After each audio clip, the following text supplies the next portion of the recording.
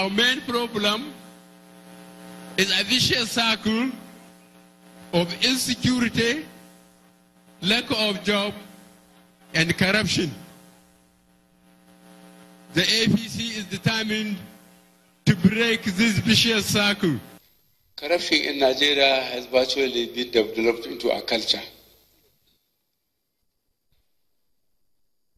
When people are honest and serious, people will be abusing them. There isn't going to be any party member or any personality that can escape justice.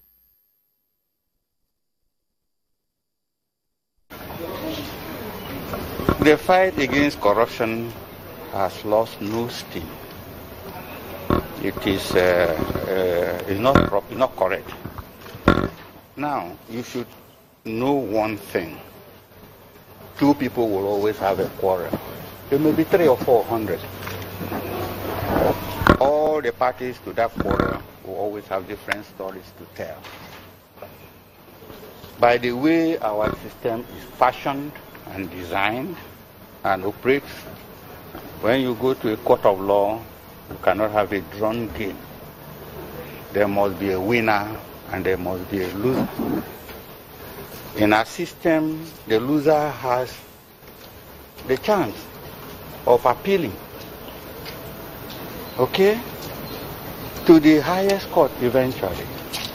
So you can't say because the government or any agency has lost a case in the high court, so he has lost the case and the fight is losing steam. You should realize that there is a constitution in place, and under the constitution there is a rule of law. So every system under a constitutional arrangement operated under the rule of law must have these things as checks and balances to protect everyone.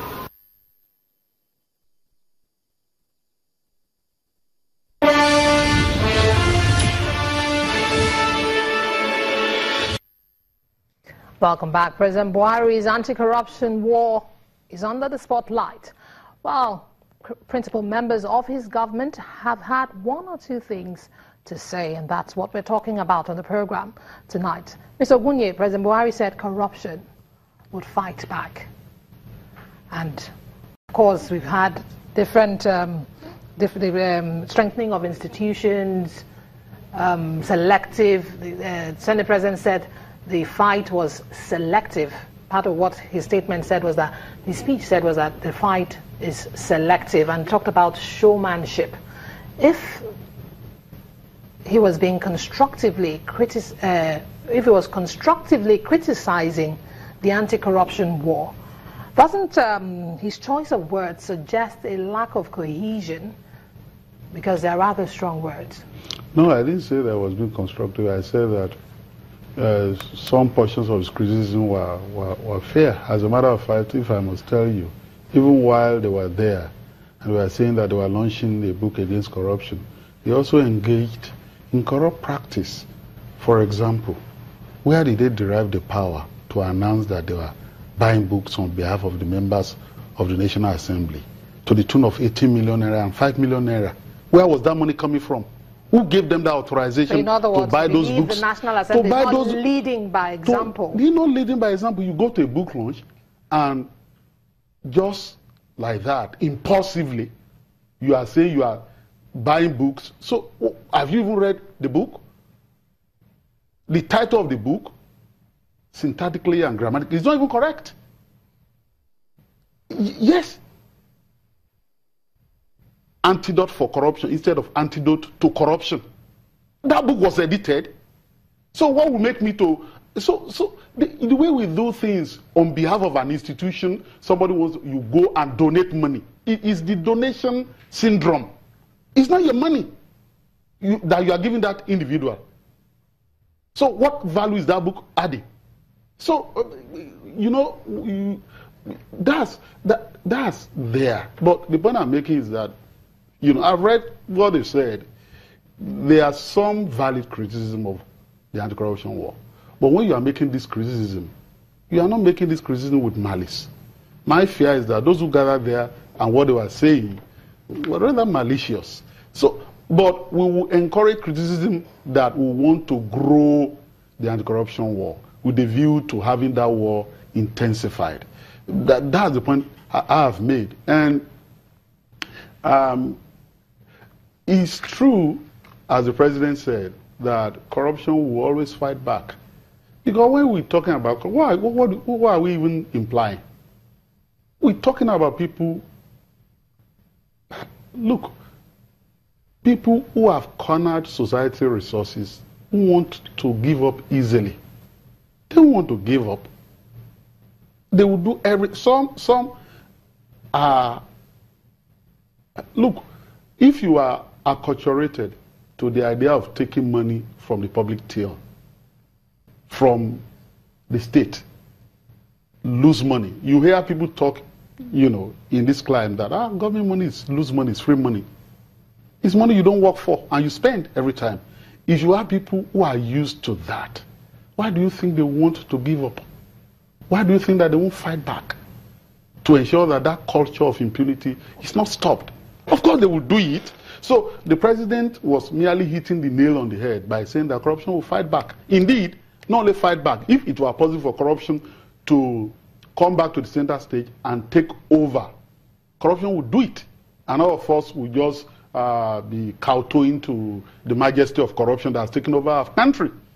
Of course, it's heartwarming that even while the Senate president was talking about it, he was still praising this administration for returning the issue of corruption to the front burner. That's part of what he said, which made me to assess what he said in its totality as being fair in the circumstances.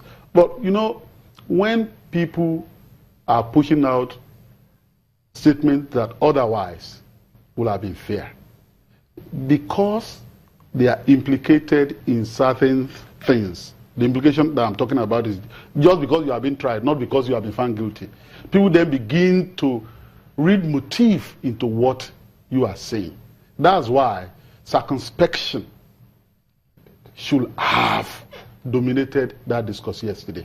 Because people easily read between the lines and say that you are angry, you are an angry contributor, and that you are not being fair. Okay, but talking about strengthening institutions, Mr. Jiti, let me take you up on that. How come the trial, for instance, at the CCT of the Senate President has lasted this long?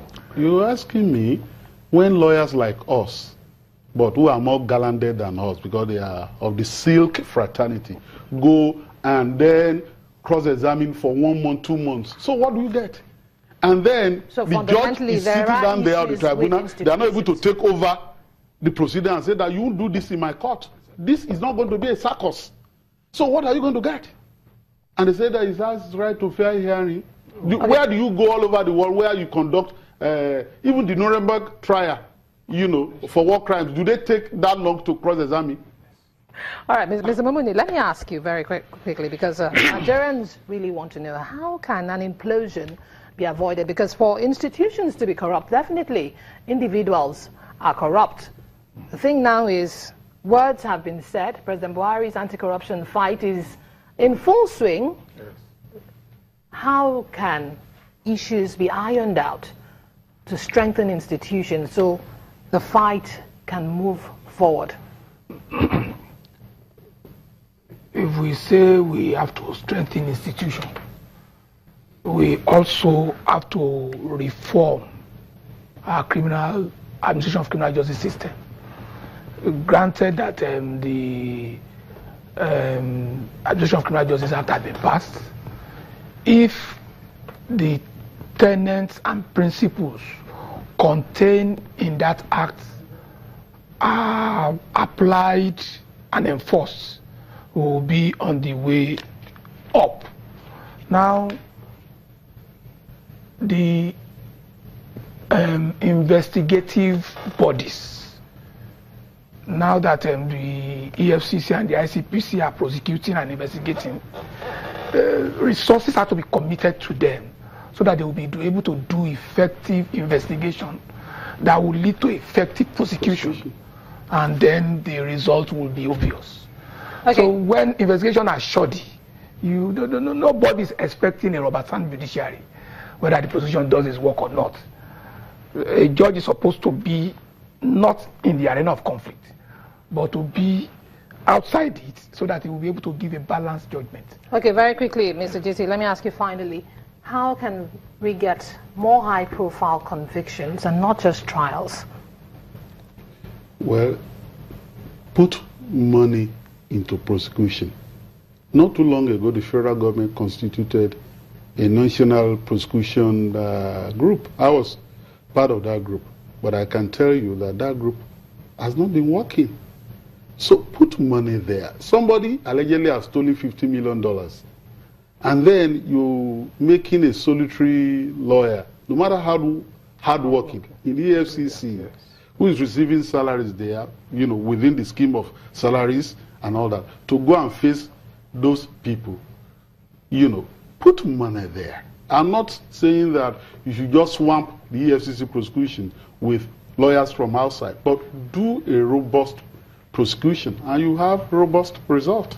All right, thank you very much, Mr. GT Ogunye and Mr. Adetokunbo Mumuni, for joining the conversation. And that's our show tonight. Thank you for being great company. On behalf of the production team, I'm Emma Amawe. Bye-bye.